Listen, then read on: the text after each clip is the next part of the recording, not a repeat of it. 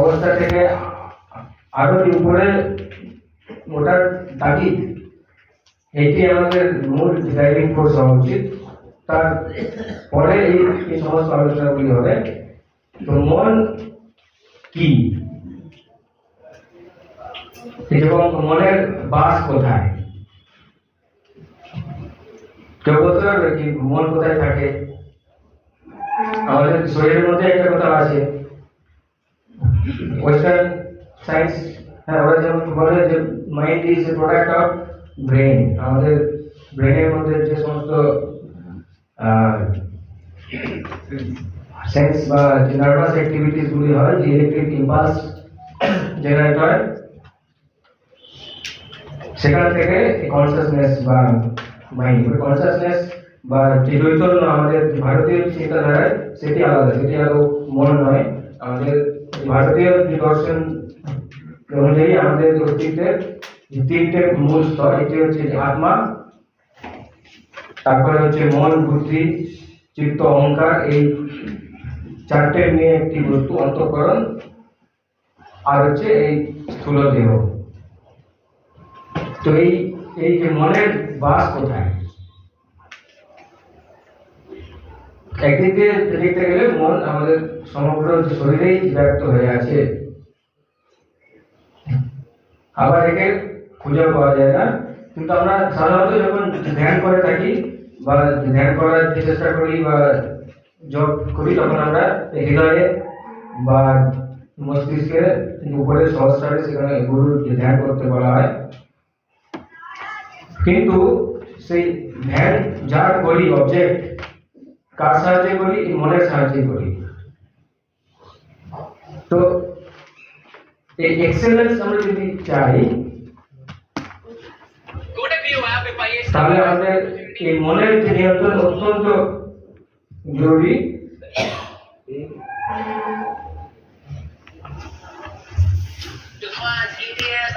কারণ এখন সমগ্র বিশ্বে একটি প্যান্ডেমিক, 2019 সালে যেমন কোভিড সমগ্র বিশ্বে একটি যে প্যান্ডেমিক আকারে ছড়িয়ে পড়েছিল, সেই একটি প্যান্ডেমিক বা ব্যাধি, মারণ ব্যাধির মতোই যেটি হচ্ছে যে অ্যাটেনশন ডেফিসিয়েন্সি ডিজিজ সমগ্র বিশ্বে। আর আমেরিকার যে সিলিকন ভ্যালিতে সব বড় বড় বিজ্ঞানীরা, সব ইঞ্জিনিয়ার, তারা বসে রয়েছেন। তাদের কাজ হচ্ছে আমাদের অ্যাটেনশনটাকে কাজে লাগিয়ে এই অর্থ উপার্জন করা। আর এইটিকে এখন বলা হয় অ্যাটেনশন ইকোনমি। অর্থাৎ আমরা কিছু বই পড়ছি, গুরুত্বপূর্ণ কিছু পড়ছি, একটা মেসেজ এলো হোয়াটসঅ্যাপে, ফেসবুকে, আমাদের সঙ্গে সঙ্গে অ্যাটেনশন চলে গেল। একটা গভীর মনোসংযোগ নিয়ে কিছু করছিলাম, 1 সেকেন্ডের জন্য আমাদের মনটা যদি ওখানে যায়, তো যারা সাইকোলজিস্ট তারা বলছেন আবার সেই পূর্বের যে অ্যাটেনশন বা যে একাগ্রতা নিয়ে আমরা পড়ছিলাম বা যে কোনো কাজ করছিলাম, সেইটিতে ফিরে আসতে 12 মিনিট সময় লাগে, বিজ্ঞানীরা বলছেন। কিন্তু প্রথম কথা হচ্ছে যে আমরা এগুলো বুঝতে পারছি না, এত ফাস্ট এগুলি হচ্ছে, এত ফাস্ট চেঞ্জিং ওয়ার্ল্ডের মধ্যে আমরা যে এর যে শিকার সেটাই বুঝতে পারছি না। এই জন্য আমাদের যে এফিসিয়েন্সি লেভেল কমে যাচ্ছে। আর বর্তমান যুগে যা কম্পিটিশন প্রত্যেকটি ক্ষেত্রে, একমাত্র উপায় আমাদের যে নিজেদের এক্সেলেন্স বাড়াতেই হবে। আর নো আদার ওয়ে, নান্য পন্থা বিদ্যতে নায়, আর কোনো উপায় নেই। প্রত্যেকের কাছেই সমস্ত ইনফরমেশন আছে, স্কোপ আছে, একমাত্র এখন যে কম্পিটিশনটা কিন্তু নিজের এক্সেলেন্সের উপরে। আর সেইখানেই মন নিয়ন্ত্রণ অত্যন্ত প্রয়োজনীয়।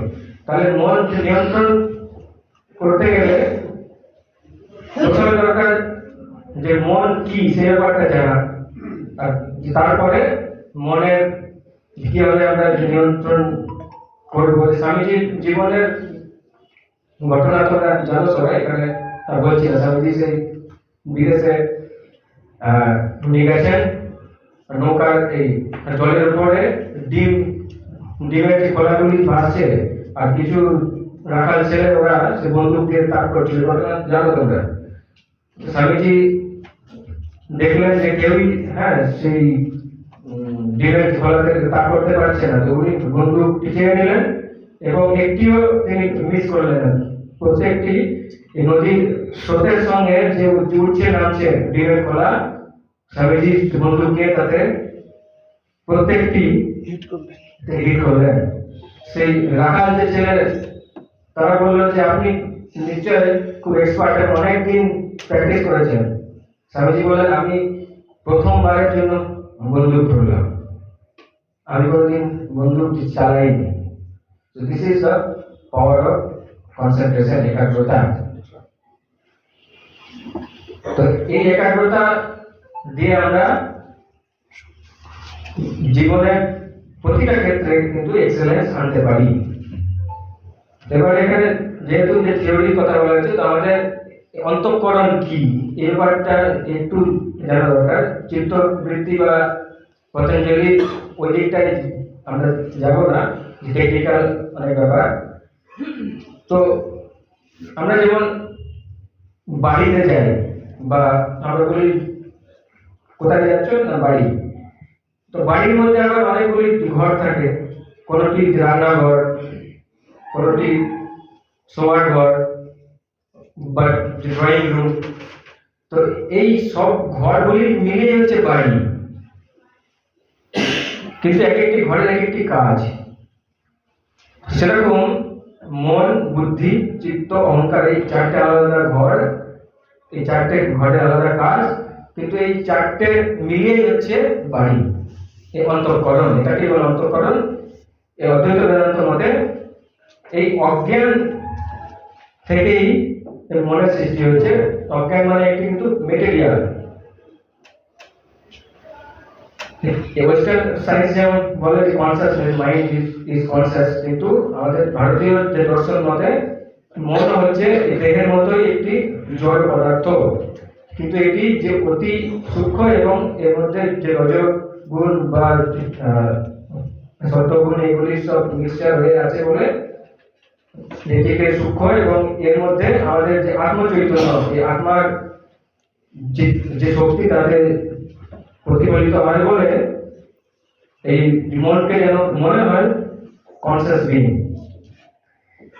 তো এই জিমে গিয়ে আমরা যেমন মানে বডি ট্রেনিং করি এবং বডির শক্তি বাড়ায়, তেমনি মনের ট্রেনিং করলেও মনের শক্তি বৃদ্ধি হবে। মনের ট্রেনিংটাই হচ্ছে মন নিয়ন্ত্রণ এবং ধ্যান বা একাগ্রতা। এখন একাগ্রতা, কনসেন্ট্রেশন এবং মেডিটেশন এই দুটি কিন্তু আলাদা, একটা বেসিক ডিফারেন্স আছে। যেমন কোন জুয়েলারি দোকানে সেই ব্যক্তি যখন তিনি গয়না বানাচ্ছেন, তিনি প্রচন্ড একাগ্র কনসেন্ট্রেশন নিয়ে সেই কাজটি করতে হবে। যারা সোনার যে ডিজাইন করেন, পুরোপুরি ফোকাস থাকে, সেই ফোকাস থেকে যদি সরে যায় ডিজাইন ভালো হবে না, কিন্তু সেটি ধ্যান নয়। আমরা আমাদের যে মনকে বাইরে কোনো বস্তুতে যখন কেন্দ্রীভূত করছি, সেটি হচ্ছে একাগ্রতা। সেটিরও অবশ্যই প্রয়োজন আছে। আমাদের বেশিরভাগেরই হয়তো সেই একাগ্রতাটা নেই, কিন্তু যে তার চেয়ে যে আরো গভীর এবং আরো এফেক্টিভ হচ্ছে ধ্যান। ধ্যান হচ্ছে আমরা যখন আমাদের ভিতরে,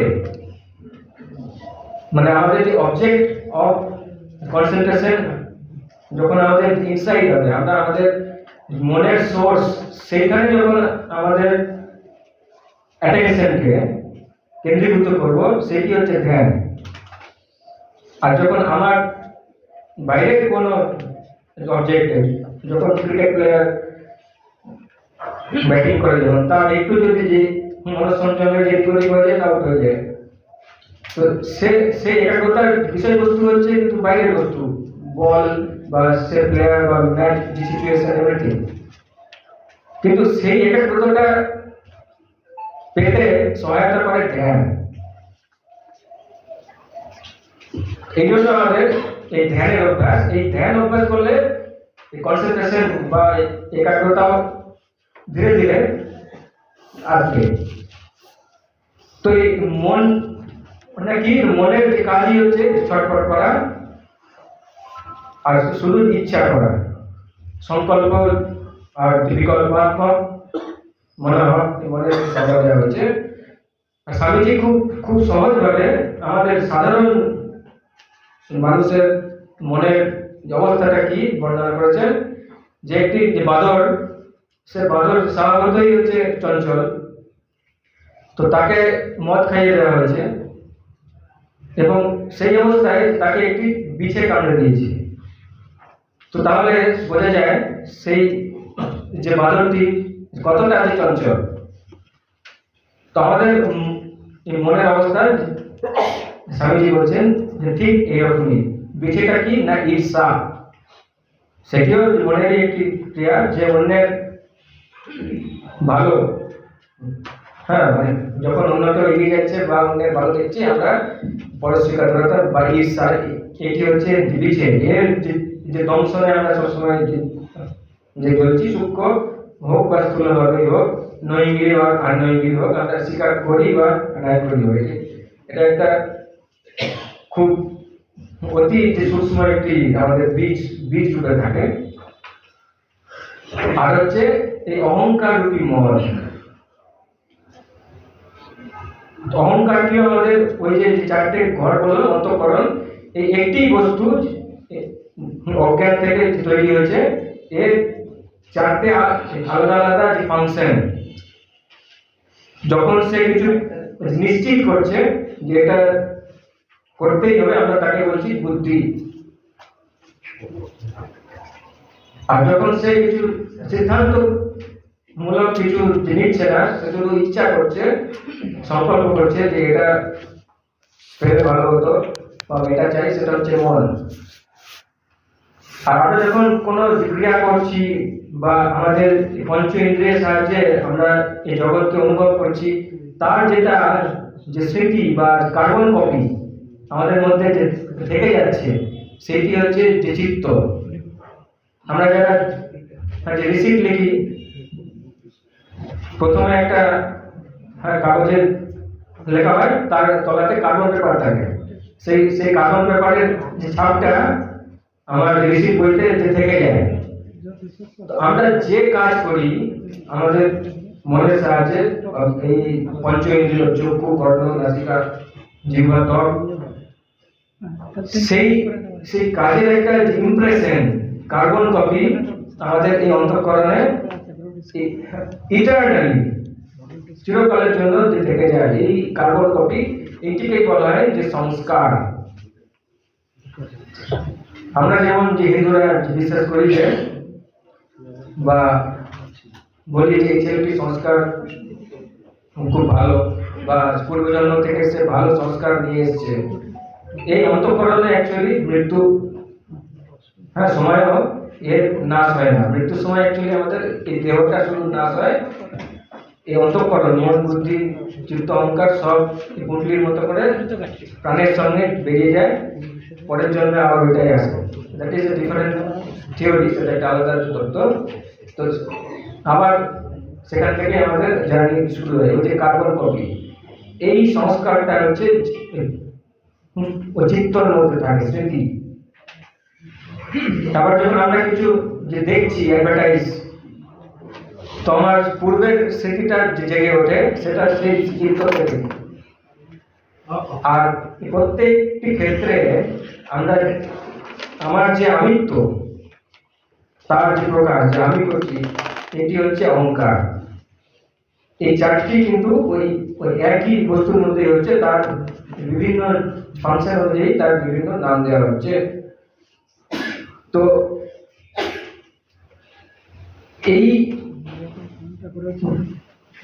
আর অতি সাধারণভাবে আমরা যদি মানে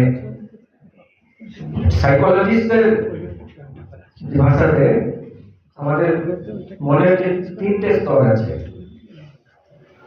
এখানে কিন্তু মন বলতে আমরা এই 4টেকে মিলিয়েই বলছি, মানে মন, বুদ্ধি, চিত্ত আর অহংকার, এই 4টে মিলিয়ে আমরা ধরছি অন্তঃকরণ মন। এর 3টে স্তর, একটা হচ্ছে যে চেতন স্তর, আমরা যে জাগ্রত অবস্থায় আছি, আর একটা হচ্ছে যে অবচেতন সাবকনসিয়াস মাইন্ড, আর আরেকটা হচ্ছে অতি চেতন বা সুপার কনসিয়াস। এটা আমরা যারা খুব স্পিরিচুয়ালি এলিভেটেড সোল বা মহাপুরুষ বা ঈশ্বর লাভ হয়ে গেছে, তারা সেই সুপার কনসিয়াস স্টেটে থাকেন। তো আমাদের জন্য এই কনসিয়াস এবং সাবকনসিয়াস স্টেট, এই দুটি খুব গুরুত্বপূর্ণ। এবং অতি গুরুত্বপূর্ণ হচ্ছে সাবকনসিয়াস মাইন্ড, আমাদের যেটি এই অবচেতন মন, যার যে চিন্তার যে সমষ্টি অবচেতন মনের মধ্যে আমাদের আছে, এবং সেইটি আমাদের যে চরিত্রকে যে নিয়ন্ত্রিত করে। যেমন যে টাইটানিক জাহাজ যে ডুবে গেছিল আমরা সবাই জানি, তার মূল কারণটি কি না আমরা জানি, যে বরফের এই 1/12 মাত্র জলের উপরে থাকে, আর 11/12 এটি কিন্তু জলের তলায় থাকে, সেটিকে দেখা যায় না।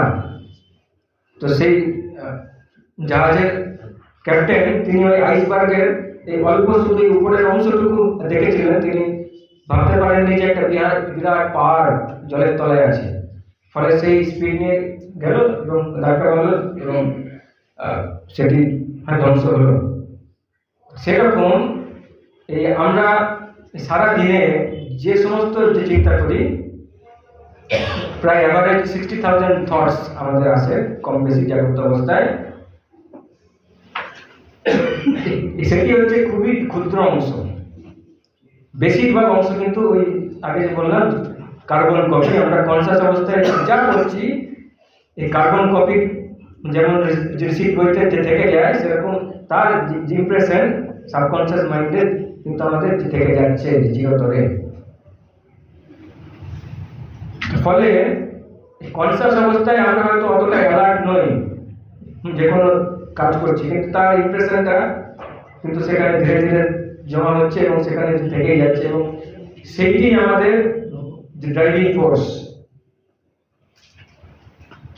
এবং কি সময় হয়েছে মানে না না, তো একটি গল্প আছে, এক মুসলিম যে ফকিরের গল্প।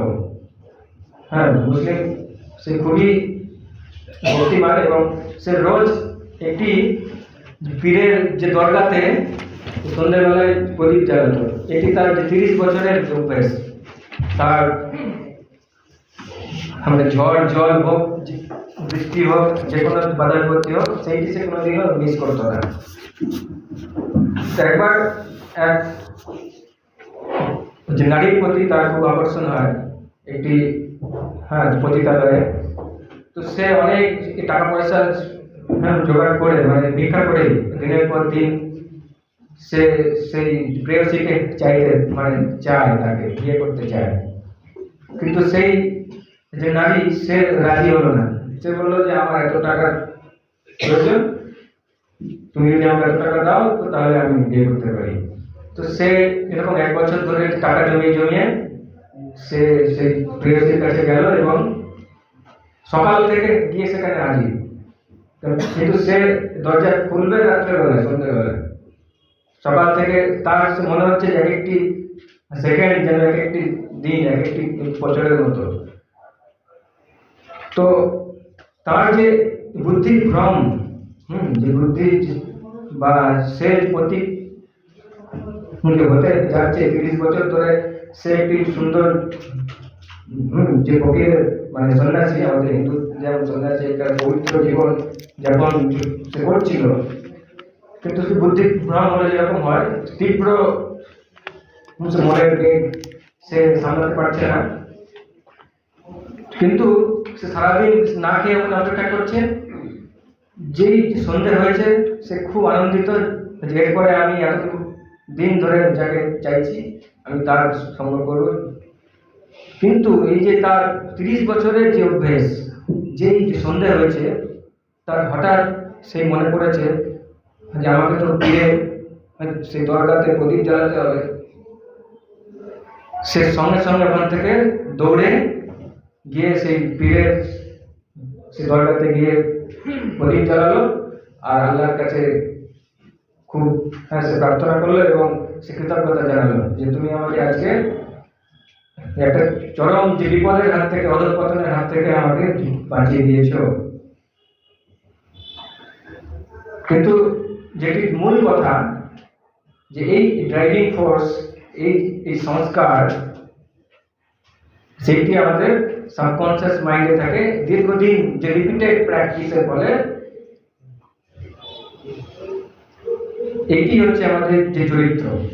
তার যদি এই অভ্যাসটি না থাকতো এবং দিনের পর দিন করার ফলে এটি তার চরিত্রের মধ্যে রূপান্তরিত হয়েছে, সে সেইটি না করে থাকতে পারে না।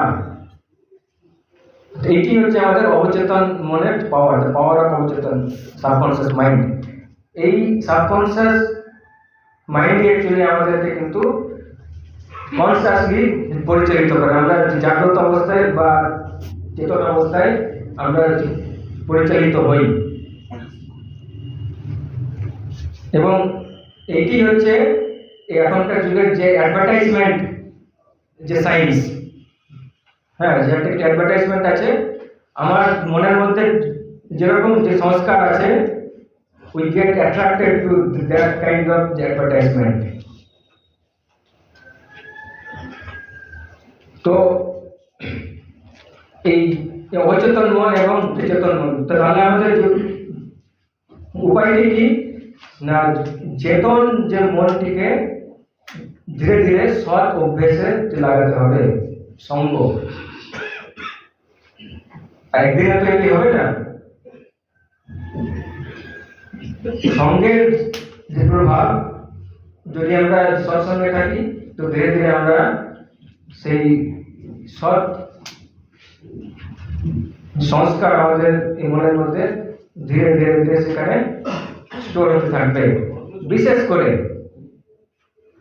ঘুমোতে যাওয়ার আগে এবং ঘুম থেকে উঠে, ঘুমোতে যাওয়ার আগে যে 1-1.5 ঘন্টা সময় এবং ঘুম থেকে উঠে যে 1-1.5 ঘন্টা সময়, এই যে সন্ধিক্ষণ, এই দুটি কিন্তু খুবই গুরুত্বপূর্ণ সময়। এই দুটি যে সময়কে আমরা যদি একটু ইম্পর্টেন্স দিই, আমাদের এই মনের যে নিয়ন্ত্রণ, সাবকনসিয়াস মাইন্ডের নিয়ন্ত্রণ বা এখনকার যুগে নেই, সে কালি জলকে আমরা যদি সাফা করতে হতো তো সে ট্যাপের জলের মধ্যে যদি ছেড়ে দিই তো ধীরে ধীরে সেই কালো জল বা নীল জলটি বেরিয়ে যাবে, আর যে তার জায়গায় সাদা জল ধীরে ধীরে ধীরে প্রবেশ করবে। ক্রমশ সেই যে নীল জলটা একটু ফ্যাকাশে হবে, হালকা হবে, আর অনেকক্ষণ যদি আমরা রেখে দিই তাহলে কি হবে না, এই যে কালির যে দোয়ারটি আর কোনো নীল অংশ কিছু থাকবে না, পুরোপুরি সাদা জলে পূর্ণ হয়ে যাবে। সেই রকমই কন্টিনিউয়াস সৎ সঙ্গ, সৎ চিন্তা, সেই ফ্লোয়ের মধ্যে যদি আমরা থাকি তবে আমাদের সাবকনসিয়াস মাইন্ডটা ধীরে ধীরে এরকম যে ক্লিনজিং হতে থাকে। তার একটি মহৎ এবং সবচেয়ে যে এফেক্টিভ মিনস হচ্ছে জব। আমরা যেটা গুরুমন্ত্র পাই, এটা আমাদের এই ইন্টারনাল বিইং, আমাদের যে সাবকনসিয়াস মাইন্ডটাকে পুরো যে চার্নিং করে, যেমন দুধকে মন্থন করে যে ঘোল বা মাখন যেরকম ওঠে, সেরকম জবের মাধ্যমে এটি হয়। কিন্তু জব বা মন্ত্র দীক্ষা তো সবারই নেই, তো সৎ যে চিন্তা, আর এই যে ট্যাপের ফ্লোটা যদি আমরা মাঝে বন্ধ করে দিই তাহলে হবে না, কন্টিনিউয়াস ফ্লো থাকতে হবে। তো সেই রকমই আমরা যে জাগ্রত অবস্থায় কনসিয়াসলি এই ভালো যে চিন্তার মধ্যে আমরা যদি থাকি, কিন্তু একদিনে অবশ্যই হবে না, ধীরে ধীরে ধীরে। আর এই সেই জন্যই প্রথমেই বলা হচ্ছে আমরা কি চাই, আমাদের গোলটা কি, আমরা কি এক্সেলেন্স চাই। যদি এক্সেলেন্স চাই তাহলে কন্টিনিউয়াস আমরা এই এফোর্টের মধ্যে যদি থাকি তো আমাদের সাবকনসিয়াস মাইন্ডটা একদম ক্লিনজিং হয়ে যাবে, আর তখন আমাদের প্রত্যেকের মধ্যে এত যে শক্তি আসবে আমরা নিজেরাই কল্পনা করতে পারবো না। তো তার আগে কি বলছিলাম একটি যে ক্লিনজিং, হ্যাঁ হ্যাঁ, তারপরে একটা কি বলার কথা ছিল, তো যাও আরেকটি কথা হচ্ছে ইচ্ছা শক্তি। হ্যাঁ, মন যে নিয়ন্ত্রণ এবং ইচ্ছা শক্তি, এই দুটি। ইচ্ছা শক্তি হচ্ছে আমাদের যে সাবকনসিয়াস মাইন্ড বা অচেতন মনের সঙ্গে সরাসরি যুক্ত। যেমন আমরা আজকে চাইছি যে 1 ঘন্টা খুব গভীরভাবে পড়বো,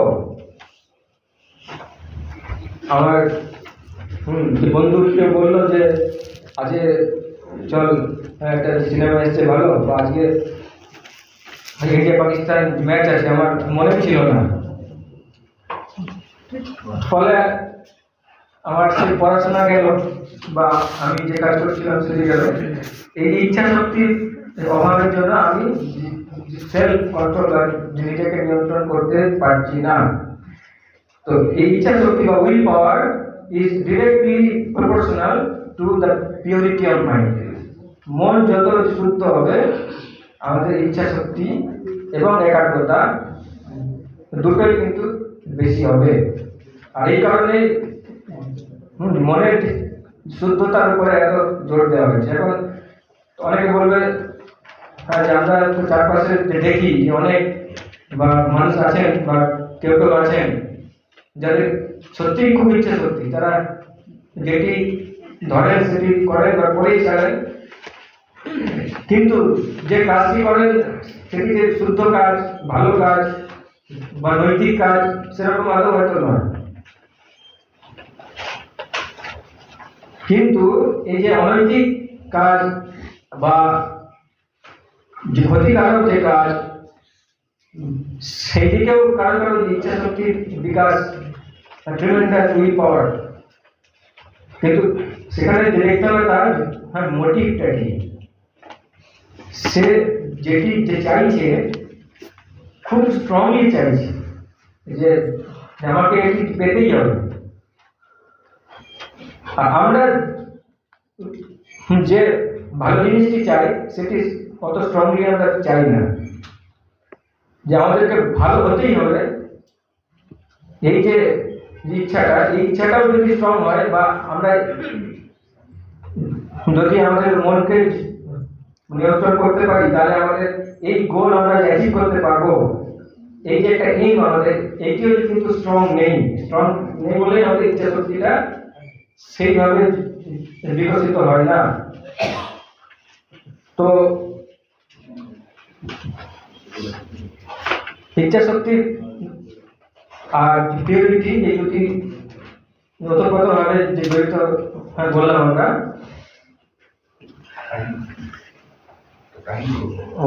কাহিনী ভুলে গেছি। তো স্বামীজি আমাদের খুব সহজভাবে এত কিছু না বলে আমাদের প্র্যাকটিসের ক্ষেত্রে, কারণ এখানে প্র্যাকটিসের কথা বলা আছে, যদিও যে স্বামীজি একটি বেলুড় মঠে এই সন্ন্যাসীদের জন্য বা নতুন সন্ন্যাসী বা ব্রহ্মচারীদের উদ্দেশ্যে তিনি বলেছিলেন, কিন্তু আমার মনে হয় যে যুবকদের জন্য এটি সমভাবে প্রযোজ্য। যত যে থিওরির মধ্যে না গিয়ে how practice in our daily life, Swamiji সাধুদের জন্য যেটি বলছেন যে তোমাকে যে রেডি থাকতে হবে, এই মুহূর্তে তুমি গভীর ধ্যানে মগ্ন হয়ে যাবে, পরের মুহূর্তে মাঠে গিয়ে তোমাকে যে চাষ করতে হবে বা সবজি চাষ, তখন তো চাষ করতে হতো বেলুড় মঠে, আবার পরের মুহূর্তেই শাস্ত্রের জটিল যে তত্ত্বসমূহ তোমাকে ব্যাখ্যা করতে হবে। ঠিক তারপরে আবার যদি বলা হয় এই যে মাঠে যেগুলি যে সবজি উৎপন্ন হচ্ছে বাজারে গিয়ে তোমাকে বিক্রি করে আসতে হবে। এই যে চার যোগের যে সমন্বয় আর এই যে মন নিয়ন্ত্রণ এবং ইচ্ছা শক্তির বিকাশ, এইগুলি সব একসঙ্গে না হলে আমাদের ডেইলি লাইফে কিন্তু নিজেকে প্রতিফলিত করা খুবই কঠিন। আপাতভাবে এটি খুব সহজ মনে হলো।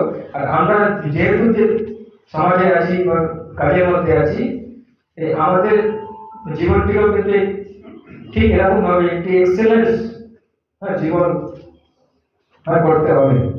আর স্বামীজির যে আদর্শে বা এই মন নিয়ন্ত্রণ কাকে বলে, এই সুভাষচন্দ্রের জীবনী যদি আমরা পড়ি বা জানি তাহলে বুঝতে পারবো স্বামীজির ভাব গ্রহণ করে জীবন গঠন করে যে কি হতে পারে। মিস্টার আইয়ার, যিনি সুভাষের সঙ্গে থাকতেন, তিনি লিখছেন যে ইম্পেন্ডিং যে ডেঞ্জার এবং যুদ্ধক্ষেত্রে যেখানে প্রতি মুহূর্তে গোলাগুলি বর্ষণ হচ্ছে, যে কোনো মুহূর্তে সুভাষকে অ্যারেস্ট করা হতে পারে বা যে কোনো মুহূর্তে একটি গুলি এসে তার মৃত্যু ঘটাতে পারে, সেই সব মুহূর্তেও সুভাষচন্দ্রের মধ্যে যে স্থিরতা, যে শান্ত, যে সৌম্য মূর্তি, তার একমাত্র সোর্স হচ্ছে তার মনের উপর নিয়ন্ত্রণ এবং ঈশ্বরের উপর সম্পূর্ণ নির্ভরতা। আর তারপরে একটি কথা বলছেন যে the sannyasi was writ large on his face, though the cap of the general of INA was on his head. মানে তার মাথার উপরে যদিও ইন্ডিয়ান ন্যাশনাল আর্মির যে মেজর জেনারেল বা তিনি সর্বাধিনায়ক, সেই যে টুপি তার মাথার উপর সবসময় থাকতো, কিন্তু তার কপালের মধ্যে যেন যে তিনি একজন আদর্শ সন্ন্যাসী, সবসময় যে স্থিতপ্রজ্ঞ অবস্থায় যে আছেন, সেটি যেন জ্বলজ্বল করত। আর সেইটি সম্ভব হয় একমাত্র মনের নিয়ন্ত্রণ এবং ইচ্ছা শক্তির বিকাশের মাধ্যমে। সময় পেরিয়ে গেছে না? ও তো কিছু প্রশ্ন তাহলে করুন। কাজেই আমরা আশা করব এবং শুধু আশা নয়, যে চেষ্টা করবো, কারণ আমরা এখানে যেহেতু এসেছি এই যুব পরিষদ বা স্বামীজির কাজ করতে হবে, কিন্তু একই সাথে আমাদের যে নিজেদের জীবনটাও যেন উৎকৃষ্ট হয় বা উৎকর্ষতা আমরা লাভ করতে পারি, এবং আমাদেরকে দেখে আমরা যেন একটা রোল মডেল হতে পারি, আমাদেরকে দেখে যেন আরো 5টা লোক তারা অনুপ্রাণিত হয়। শ্রীরামকৃষ্ণদেব ঠাকুরের পিতা ক্ষুদিরাম চট্টোপাধ্যায়, তিনি কামারপুকুরে যখন স্নান করতে যেতেন, এই হালদার পুকুরে, সব মানুষ থেকে দূরে থেকে সম্ভ্রমের সঙ্গে দেখতেন, এবং তিনি যখন স্নান করতেন ওই সময় হালদার পুকুরে কেউ স্নান করতে যেত না, কিন্তু তার কিছুই ছিল না, এক কানা করিয়া নেই, তার কোনো পাণ্ডিত্য নেই, কোনো কিছু নেই, কিন্তু তার ক্যারেক্টার, তার ইচ্ছা শক্তি এবং মনের উপর নিয়ন্ত্রণ এবং ভগবত কেন্দ্রিত যে জীবন, এইটি যদি আমাদের হতে পারে তা আমাদের সব দিক থেকে আধ্যাত্মিক মানে হচ্ছে অধিক প্লাস আত্ম, মানে আমাদের সেলফ, মন্দির মসজিদে যাওয়া বা একটু ধূপ ধুনা একটু দিলাম, that is not at all spiritual life.